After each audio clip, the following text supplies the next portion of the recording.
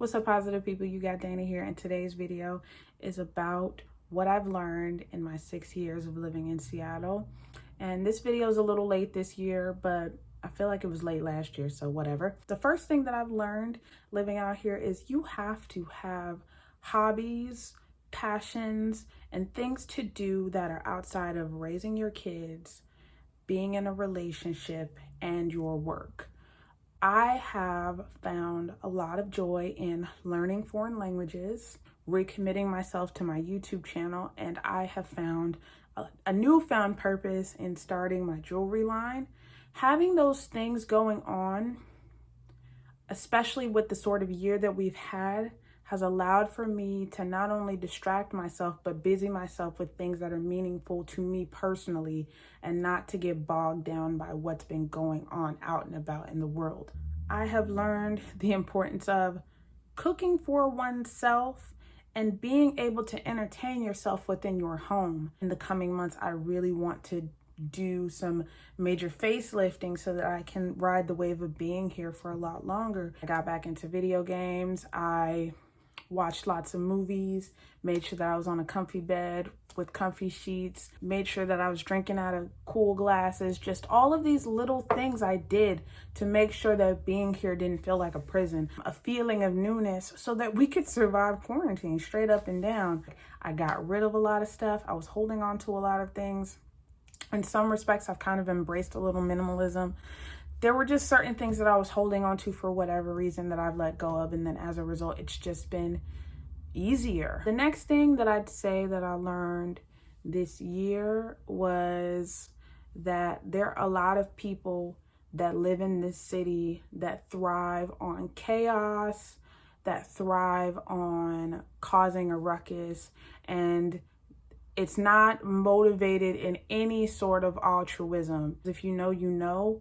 A lot of the BLM protests that were going on weren't BLM protests. A lot of them were people who just wanted to be out in the street and cause mayhem, fight with the police, destroy property, loot, and riot. CHOP is something that I didn't spend a lot of time talking about. A lot of people were talking about it. A lot of people had opinions on it that on the outside made it seem like that was a noble cause, when what it ended up being was a zone for debauchery. Like, the initial purpose for creating it had nothing to do with the actual movement itself.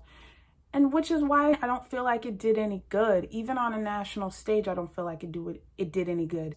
If your MO is going into the streets with snazzy signs, but not getting together with the people who organize and are on the ground and putting money into entities that are at the forefront of actual change, I'm side-eyeing your activism when you're not walking the walk and talking the talk, and where you spend your money and what businesses you decide to give your patronage to. There have been so many instances here in the state where businesses have been racist, have been problematic, whatever the case may be, and their doors are still open and they still have people come to their establishments.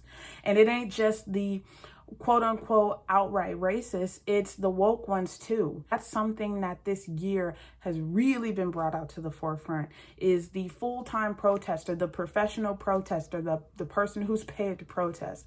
That person's out in the forefront, and I see through that BS. I learned that a pot of rice and beans goes a long way, okay?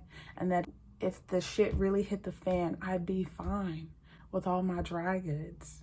It's really, really easy to live within your means when you don't have anywhere to go and anything to do.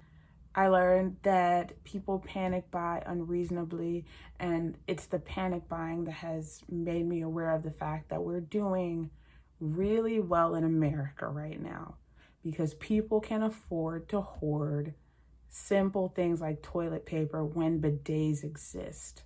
Everyone was preaching stay home and stay safe, but for some reason, the rules were suspended in the grocery store.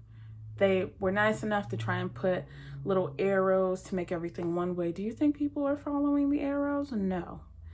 And then you also go, the produce was never not out. Everybody's touching the produce, honey. Like, it was just a lot. The media does a really good job scaring the hell out of us, scaring us to buy, scaring us to act, scaring us to hate.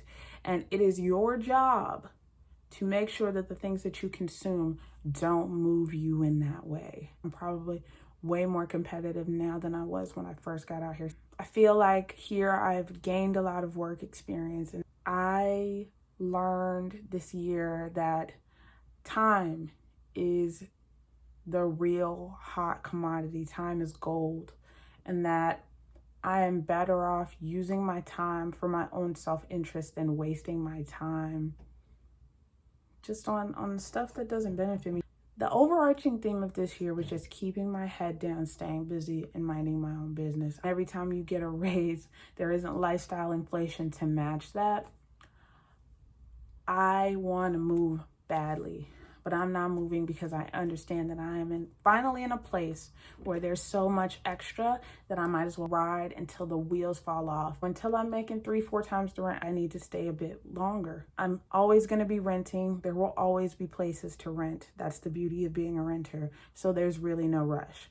There will always be a great place coming along, and especially now with things being the way that they are, there are a lot more apartments available, and the prices are finally starting to stabilize. The rents that people were able to get away with prior to COVID-19 should have been criminal. And the fact that there aren't any laws in the books to keep landlords from charging these exorbitant prices that they charge, knowing full well that they can't even keep their building full capacity, is beyond me. A lot has changed in just regular life out here. We haven't even seen the full ramifications of what kicked off in March. That has yet to be seen. I'm very excited to see what next year looks like.